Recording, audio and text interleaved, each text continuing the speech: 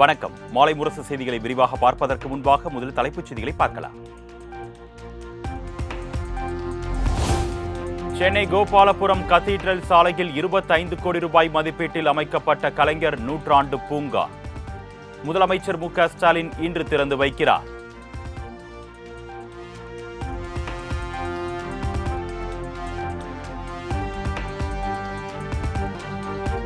சென்னையில் விமான சாகச நிகழ்ச்சியில் பங்கேற்றுவிட்டு ஒட்டுமொத்தமாக வீடு திரும்பிய மக்களால் ஸ்தம்பித்த சாலைகள்.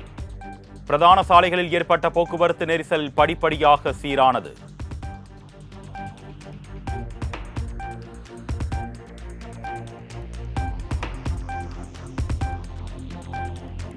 விமான சாகச நிகழ்ச்சியில் எந்தவித அடிப்படை வசதிகளையும் மேற்கொள்ளாததால் மக்கள் கடும் அவதிக்குள்ளானதாக எடப்பாடி பழனிசாமி குற்றச்சாட்டு.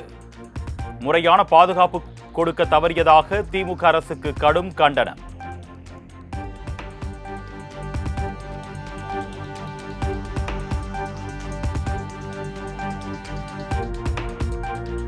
விமான சாகச நிகழ்ச்சியின் போது 5 பேர் உயிரிழந்த சம்பவத்திற்கு அண்ணாமலை கண்டனம். பொதுமக்களின் பாதுகாப்பு குறித்து எந்த அக்கறையும் இல்லாமல் இருந்திருப்பதே மெரினா சம்பவத்திற்கு காரணம் என்றும் குற்றச்சாட்டு.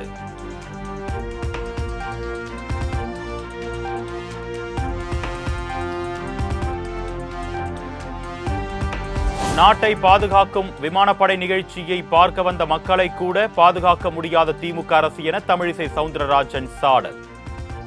சில மணி நேரம் கூட மக்களை பாதுகாக்க முடியாத அரசு வருங்காலத்தில் எப்படி பாதுகாக்கும் என்றும் கேள்வி.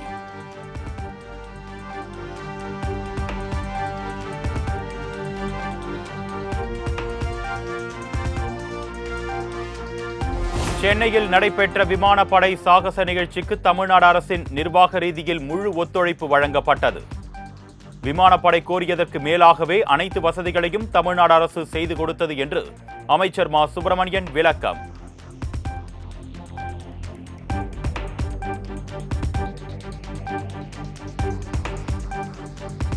விமானப்படை சாகச நிகழ்ச்சியை முன்னிட்டு சென்னை புறநகர் ரயில்களில் ஒரே நாளில் சுமார் 3 லட்சம் பேர் பயணம்.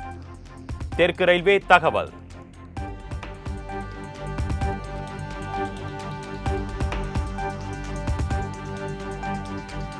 கோவையில் பல்வேறு பகுதிகளில் இரவில் கொட்டி தீர்த்த கனமழை. காலை முதல் வெயில் சுட்டெரித்த நிலையில் பெய்த மழையால் தணிந்த வெப்பம்.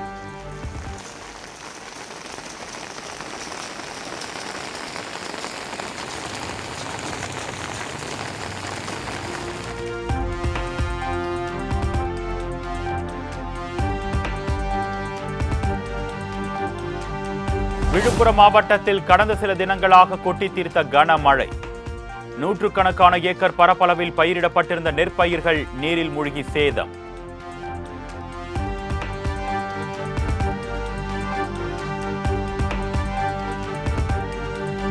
தேனி பெரியகுளம் அருகே உள்ள கும்பக்கரை அருவியில் திடீர் வெள்ளப்பெருக்கு. முன்னெச்சரிக்கை நடவடிக்கையாக அருவியில் குளித்துக் கொண்டிருந்த சுற்றுலா பயணிகள் பாதியிலேயே வெளியேற்றம்.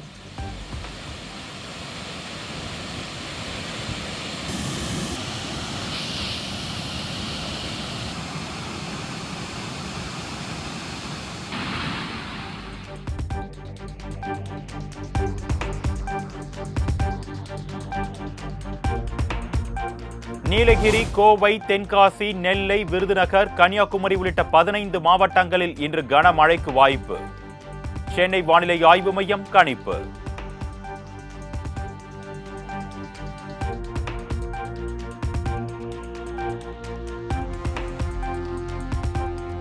ஈரோடு, கரூர், விருதுநகர், தூத்துக்குடி, ராமநாதபுரம், புதுக்கோட்டை உள்ளிட்ட 18 மாவட்டங்களில் நாளை கனமழை பெய்யக்கூடும். சென்னை வானிலை ஆய்வு மையம் தகவல்.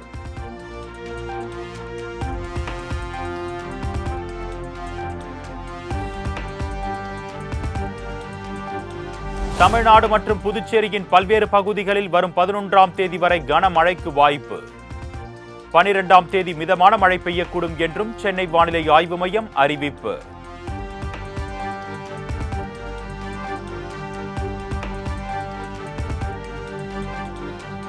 நீர் மேலாண்மையை நடைமுறைப்படுத்தாமல் விட்டுவிட்டால் இந்த தேசம் எங்கு போய் முடியும் என்பது கேள்விக்குறி. ஆனைமலை நல்லாறு திட்டத்தை நிறைவேற்ற இன்றும் போராடிக் கொண்டிருப்பதாகவும் செல்வ பெருந்தகை பேச்சு. இது இந்த காலகட்டத்திற்கு தேவையான திட்டம். இதை விவாதித்து நிறைவேற்ற வேண்டும் என்று நாங்கள் குரல் கொடுப்போம், இதை முன்னெடுப்போம் என்பதை இங்கு உறுதியாக சொல்லியிருக்கிறோம். மாண்புமிகு முதலமைச்சர் கண்டிப்பாக இதை நிறைவேற்றி தருவார் என்ற நம்பிக்கை 100% எங்களுக்கு இருக்கிறது.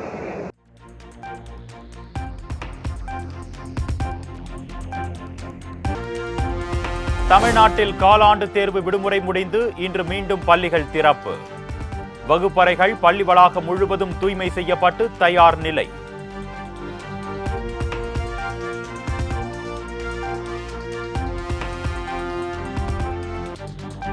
விடுதியில் அடிப்படை வசதி இல்லை என குற்றம் சாட்டிய வாடிக்கையாளரை மிரட்டிய மாவட்ட அறங்காவலர் குழு தலைவர் சந்திரசேகர். அடியாட்களை வைத்து மிரட்டும் வீடியோ வெளியாகி பரபரப்பு.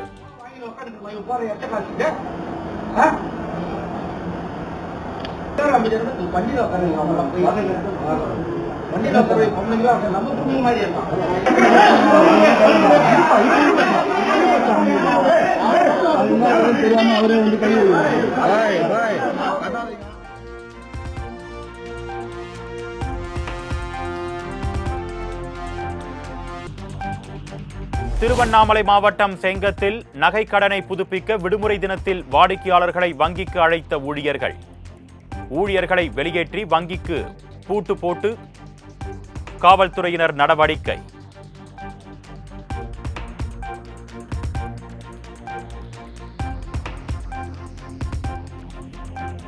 திருப்பதி ஏழுமலையான் கோவில் பிரம்மோற்சவ 2வது நாளில் முத்துப்பந்தல் வாகனத்தில் எழுந்தருளிய மலையப்ப சுவாமி.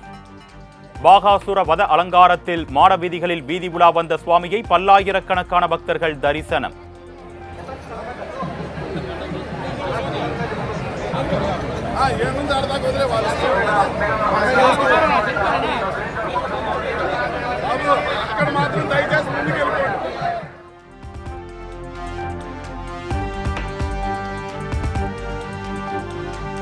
மதுரை மீனாட்சி சுந்தரேஸ்வரர் கோவில் 4ஆம் நாள் நவராத்திரி திருவிழா.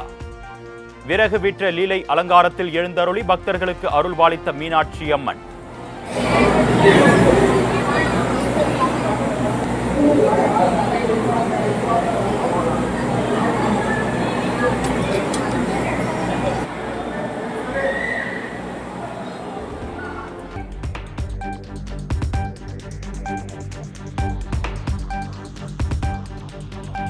திருப்பதிக்கு கொண்டு செல்லப்பட்ட ஸ்ரீவில்லிபுத்தூர் ஆண்டாள் சூடி கொடுத்த மாலை, கிளி மற்றும் பரிவட்டம். நாளை நடைபெறும் கருட சேவை நிகழ்ச்சியில் ஏழுமலையானுக்கு மாலை சாற்றப்படுகிறது.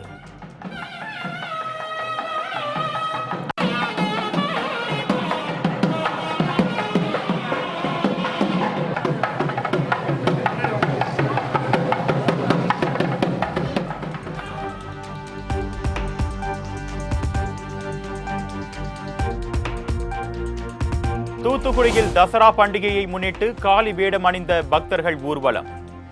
திரளான பெண் பக்தர்கள் ஒரே வண்ண சேலையில் மாவிளக்கு எடுத்து வழிபாடு.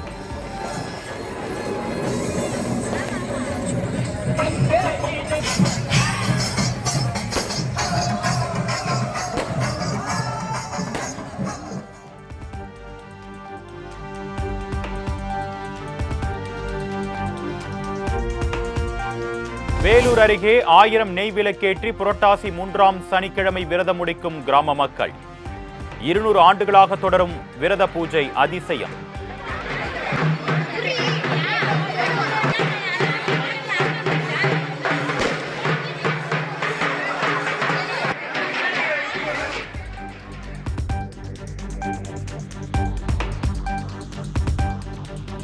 தமிழ்நாட்டில் பல்வேறு கோவில்களில் நவராத்திரி 4ஆம் நாள் விழா கோலாகலம். திரளான பக்தர்கள் பங்கேற்று மனமுருகி வழிபாடு.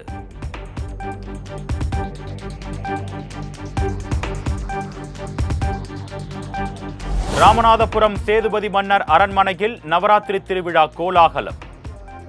பக்தர்களை கவரும் வண்ணம் பரதநாட்டியம் ஆடி அசத்திய பெண்கள்.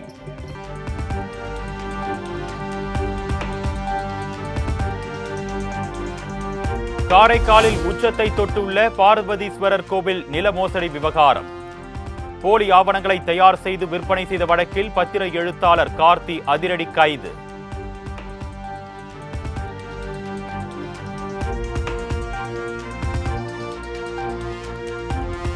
கோவாவில் வேண்டுமென்றே வகுப்புவாத பதற்றத்தை பாஜக தூண்டி வருவதாக ராகுல் காந்தி குற்றச்சாட்டு. ஒட்டுமொத்த தேசமும் அதற்கு எதிராக அணிதிரள்வார்கள் என்றும் எக்ஸ் தளத்தில் பதிவு.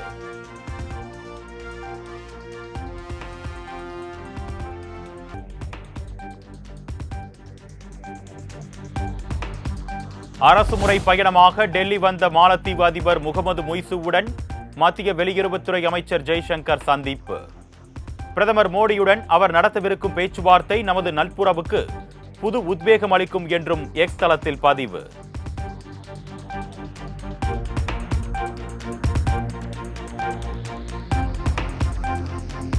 பாஜக ஆட்சி செய்யும் மாநிலங்களில் பிரதமர் மோடி இலவச மின்சாரம் வழங்கினால் நான் பாஜகவுக்கு ஆதரவாக பிரச்சாரம் செய்ய தயார்.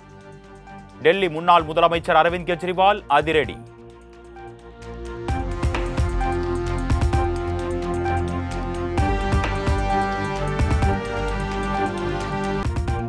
போர் பதற்றம் காரணமாக ஈரான் வான்வழி தற்காலிகமாக மூடல். முன்னெச்சரிக்கை நடவடிக்கையாக அனைத்து விமான சேவைகளும் ரத்து.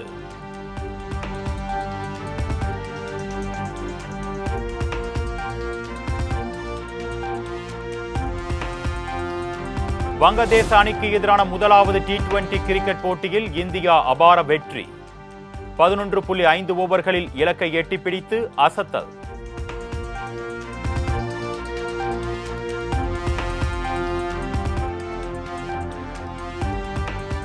துபாயில் விறுவிறுப்பாக நடைபெற்று வரும் மகளிர் T20 உலகக்கோப்பை கிரிக்கெட் தொடர்.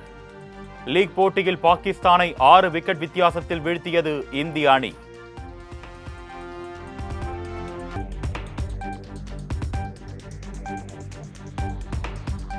சினிமாவில் உடலை கவர்ச்சியாக காட்டி வணிகம் செய்வதில் தனக்கு விருப்பம் இல்லை.